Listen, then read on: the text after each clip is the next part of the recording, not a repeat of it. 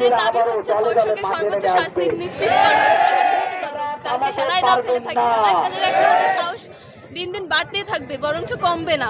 আমাদের দাবি হলো আসিয়ার ধর্ষকের সর্বোচ্চ বিচার চাই, মৃত্যুদণ্ড চাই, আমরা নিরাপত্তা চাই, আমরা নিরাপত্তা চাই যাতে আমরা দিনের চলাচল করতে পারি এবং দেশে যে প্রত্যেক দিন প্রত্যেকটা স্কুলের সাথে 10-12টা করে ধর্ষণের নিউজ দেখা যাচ্ছে, এগুলো যাতে বন্ধ হয়। যদি প্রয়োজন হয় তাহলে যে আইনের আন্ডারে ধর্ষকদের বিচার করতে হয় সেই আইনটাকে পরিবর্তন করে দরকার ট্রাইব্যুনাল গঠন করে ধর্ষকদের বিচার নিশ্চিত করতে হবে। আদারওয়াইজ আমরা এই সরকারকে এবং এই আইনকে উৎখাত করে দিতে সময় দিব না, কারণ যেখানে মব জাস্টিসের মতো, যেখানে ধর্ষকদের মতো ধর্ষণের মতো প্রতিনিয়ত ঘটনা ঘটে, সেখানে আসলে বিচার নিজেদের হাতে তুলে নেওয়া খুব বেশি আসলে সমন্বয়হীনতার পরিচয় বলে আমরা মনে করি না।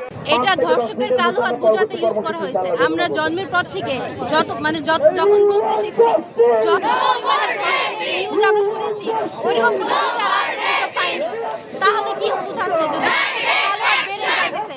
দর্শক হচ্ছে কি করে বাইরে থাকে আর আমার বোন হচ্ছে মৃত্যু বোঝাতেই আমরা কালো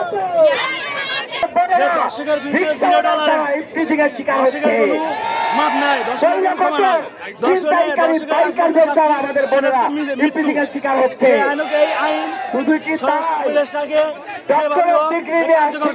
ক্লাস এবং পরীক্ষার আশায় বিশ্ববিদ্যালয় বর্জন করবে এবং সাথে সাথে আগামীকাল বেলা 11:30টার সময় প্যারিস রোড থেকে শুরু করে মেন গেট অভিমুখী আবার অবস্থান কর্মসূচি ঘোষণা করছি